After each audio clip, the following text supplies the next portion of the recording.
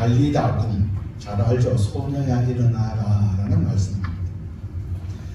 올해가 12월 31일 또 송년주일이잖아요. 올 한 해 여러분 수고 많으셨습니다. 서로 인사합시다. 수고 많았습니다. 네. 제가 어떤 분들이 연말에 이렇게 모임을 가지면 아이고 목사님 올 한 해 고생 많으셨습니다 이렇게 그런 인사 나누셨습니까? 고생했습니다. 뭐가 고생했어요? 재밌었지. 살아있으면 정말 그렇게 했어요. 행복했습니다 이렇게 인사하자. 올 한 해 행복했습니다 이렇게 인사합시다. 올 한 해 행복했습니다. 디모데후서 전서 6장 6절 한번 잠깐 살펴볼까요? 디모데전서 6장 6절. 우리 지금 디모데전서거든요. 전서 6장 6절.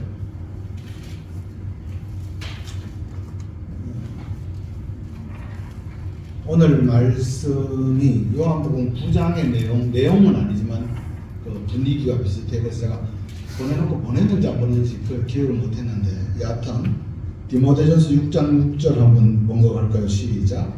그러나 자족하는 마음이 있으면 경건은 큰 이익이 되느니라. 우리가 디모데라는 목회자죠. 바울의 후배에게 자족하는 마음이 있으면 경건에 큰 이익이 된다, 진전이 된다 이런 말씀입니다. 자족하다라는 말이 아우타르케이아라는 라는 헬라어로 그런데 이것은 내적과 외적 의미를 함께 포함한 동사예요. 우리가 자족하다라고 하는 말은 외적인 상태가 외적으로 있는 상태가 되어야 돼요. 무슨 상태가 되어야 되냐면은 나에게 주어진 것이 일용할 양식이 되어야 돼. 그게 외적 상태예요. 자, 그럼 오늘 이런 거죠. 우리가 자족한다. 그럼 자족하지 못하고 있는 것을 이해하기 위해서는 우리 청년들 외적 상태가 취업이 좀 되고 또 어느 정도 이렇게 사회적인 활동성을 가져야 돼요. 그게 내일이 일할 수 있다라는 거예요. 그런 것들이 상당히 중요해요. 그리고 가정 또는 뭐 이렇게 나에게 주어진 것이 일용할 상태가 되어 있다라는 뜻입니다. 그래서 지금 사회적인 분만 갈등 요인들에 대해서 여러분 우리가 우리의 시각으로 보면 안 돼요. 위험한 거예요. 두 번째는 자족의 두 번째 내적인 의미는 나에게 주어진 일용할 양식에 만족해야 돼. 왜 우리가 무슨 말을 하니까 내가 일할 수 있는 직장이 있어요. 또는 내가 건강이 있어요. 가정이 있어요. 이런 거 충분히 자족할 게 너는 왜 그래? 이렇게 이야기할 수 있는 네가 왜 그래라고 할 수 있는 상태가 되었는데도 불구하고 왜 우리가 거기에 감사가 없고 감격이 없느냐? 만족입니다.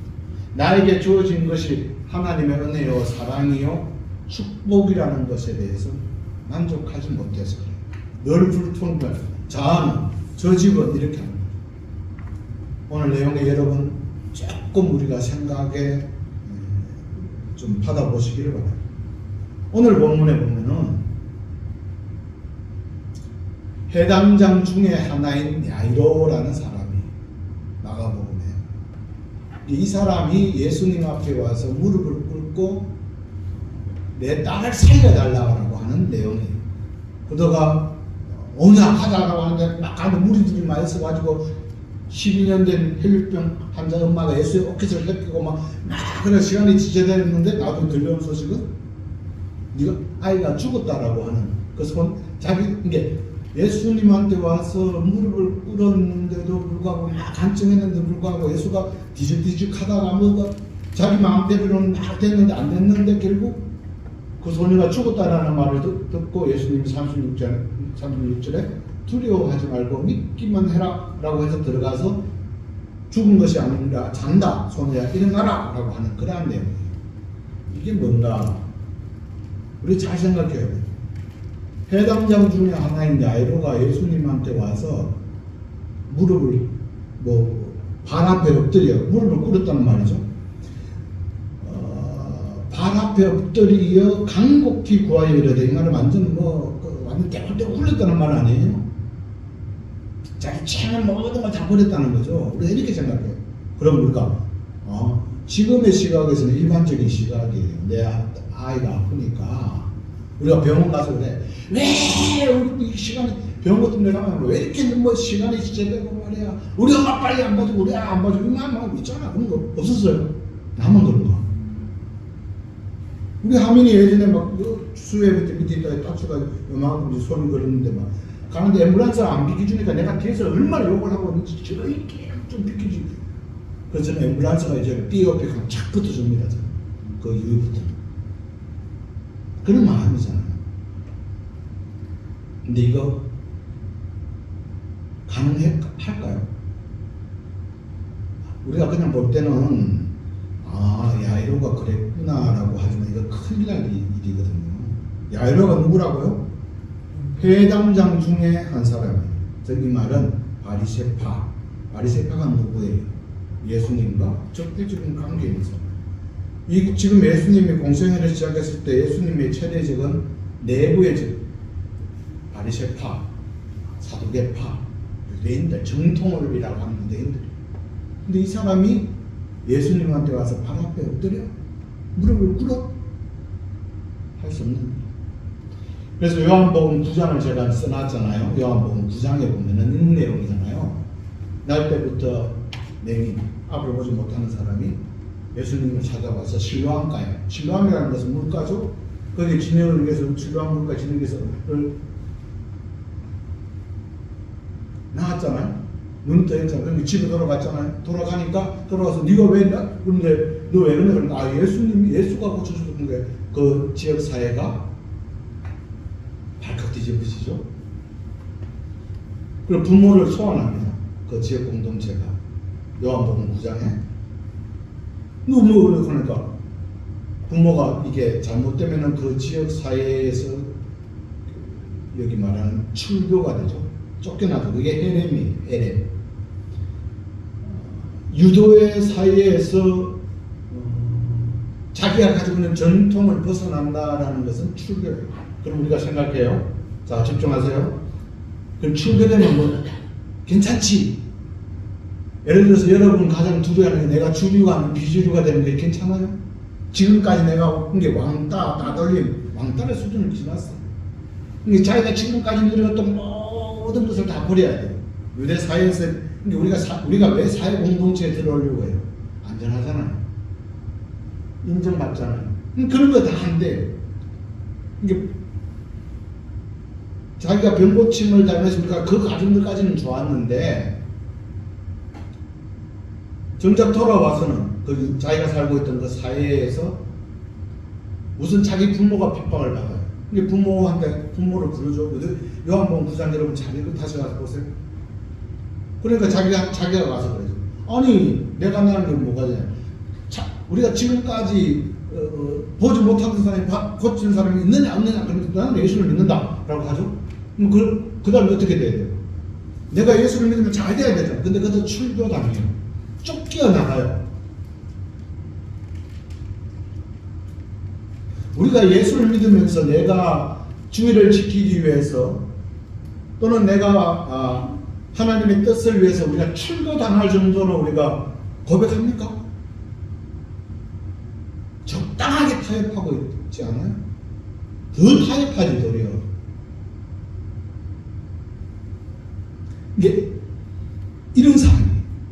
이게 우리가 시켜봐서는 안 된다고. 그 성경 말씀을 읽으면서 지도 못하면서 자기도 이렇게 안 하면서 그랬구나 라고 이렇게 생각하지 마세요. 야이로의 결단은 대단한 결단. 이게 이래야 저는 이렇게 생각해요. 이런 출교에 가고 내 모든 것을 잃어버려도 된다라고 우리가 했을 때 신앙의 전진이 일어날 수 있다. 일어난다. 예수를 믿었다는 거 하나로 출교잖아요.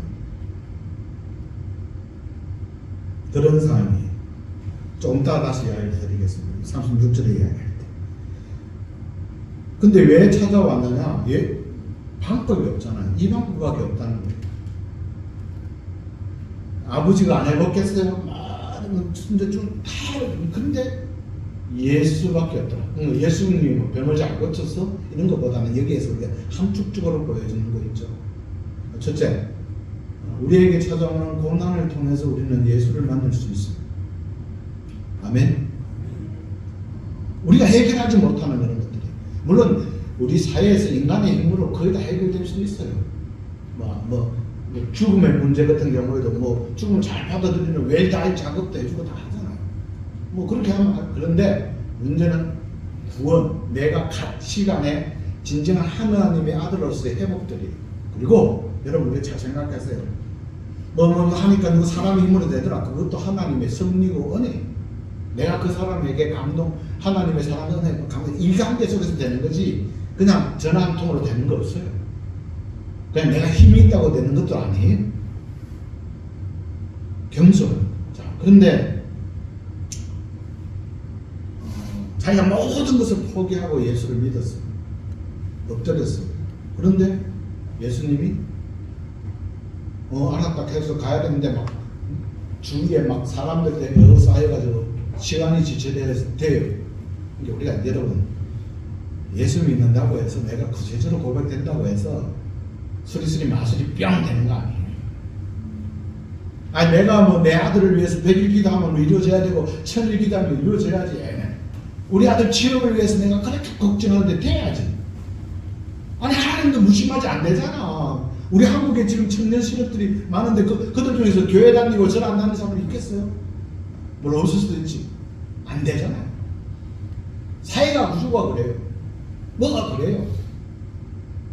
떠나서 대대적으로 일어나야 되죠. 자, 그런 데 나서 제가 무슨 그런 건 아니고 신앙적으로 현실이 그렇지 않다는 거예요. 마음대로 안 돼요. 내 마음대로 안 돼. 예수 믿는다고 해서 뭐가 잘 되고 뭐 하고 안 돼요. 그런데 내 마음대로 안 된다고 해서 자포자기한다든지 다 그래라고 하는 것은 그거는 신념이에요. 즉, 이 말은 신념과 신앙의 차이는 뭔가면, 신념은 사람이라면 지성과 인성을 가진 사람이라면 할 수 있어요. 누구나. 거의 대부분이 양식 있는 사람이라면. understand? 이해가 돼요? 근데 신앙은 그게 아니에요. 신앙은 내가 붙들리는 거잖아요. 신념의 차원을 뛰어넘는 거죠. 그게 뭐냐? 두려워하지 않는 것. 35절에 당신의 딸이 죽었나이다. 어찌하여 선생을 더 괴롭게 하나이까? 라고 주의한 소리가 들려요. 그래서 36절에 뭐라고 하죠? 두려워하지 말고 믿기만 해라 라고 해요. 예수님의 말씀입니다. 신앙의 단계는 두려워하지 않아요. 우리는 신념을 가지고 있어요. 예를 들어 사회민주화 또는 막 선교적인 활동. 근데 그 신념은 어느 정도 이성과 지성과 역사적 이해가 있으면 할 수 있어요. 근데 거기서 왜 사람들이 변질하고 왜 거기서 포기하느냐? 두려워. 그 두려움이 뭐예요? 내 것을 잃어버릴까? 내가 가지고 있는 지위와 명예를 잊어버릴까? 신앙의 단계로, 붙들리는 단계로, 이게 가치관이고 이게 구원자의 길이라면 가야 될 길에서 물러서는 거예요. 물론 그것도 굉장히 대단한 거예요.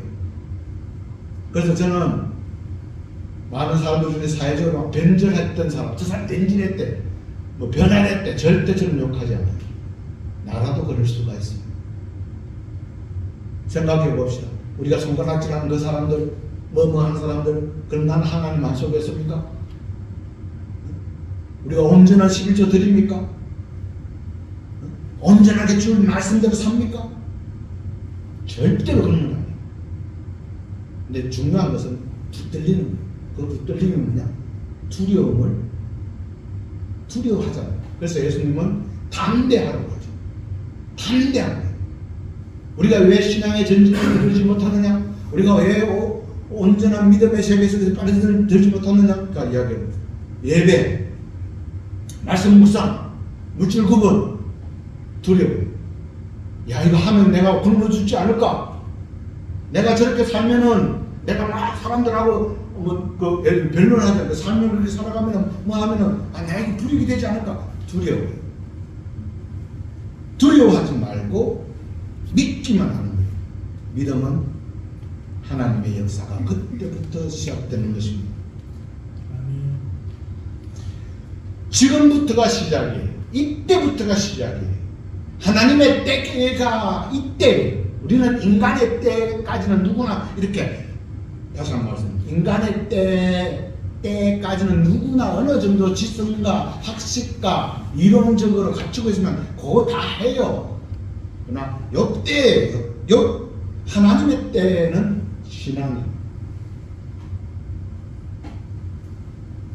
지금부터가 하나님의 역사의 시간이에요. 그게 일어나는 거예요. 달리다, 궁이. 달리다. 소녀의 사람이 궁이라는 말이 일어나는 거예요. 그래서 여러분 이장한 궁 장하나 일어나라. 자기 이름 넣어가지고 한번 해볼까요? 시작. 이장한 궁. 아니 그게 자기 이름 넣어가지고 궁 해보자. 김영겸 궁 이런 식으로. 이해가 잘 안 돼. 시작. 이장한 궁. 네, 이렇게 돼요. 이게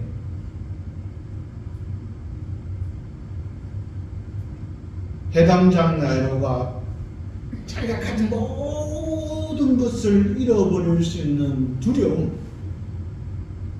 내가 해당장인데 내가 저쪽 우리 지역 우리 파가 구분하는 저기에 가서 내가 엎드릴 수 있느냐 구할 수 있느냐 라는 모든 것을 잃어버릴 것에 대한 두려움을 극복해서 예수 앞에 왔고 그것은 신념의 단계. 그래 내 아버지로서 여기까지 할 수 있어. 근데 신앙의 단계는 두려워하지 않고 믿음 나아가는 것. 그때 믿음의 역사가 시작되는 것입니다. 우리 모두가 이 한 해 힘겹게 행복하게 살아왔습니다. 일어나라 나의 사랑하는 자들아 일어나라 달리다 군. 이것을 우리가 송년주일에 다시 한번 새기면서 새해 우리들의 믿음 속에 펼쳐질 하나님의 사랑과 은총을 소망하시고 기대하십시오. 그러기 위해서는 2023년을 온전히 하나님 앞에 내어놓고 회개할 것은 회개하고 잘못된 것은 행동으로 보이고 그래서 그게 사람의 관계였으면 푸시고 하나님과의 관계였으면 그렇게 또 하나님과 화해를 이루시고 그것을 막는 것들 속에서 물질이 있었다면 버리십시오. 그게 사람 사는 것 이루지 않습니다. 예배자의 삶을 살기 위해서는 하나님과의 화해, 세상과의 화해 일어나는 역사 준비하시고 또 2023년 살아가는 저와 여러분 될 수 있기를 바랍니다. 기도합니다. 아버지 하나님 송년주일 감사합니다. 달리다고 모두 일어나는 한 해가 되었습니다. 내년에도 우리의 삶들 속에 두려워하지 말고 믿기만 하는 믿음의 역사가 있게 하여 주실 줄 믿고 예수님 이름으로 기도드렸나이다. 아멘.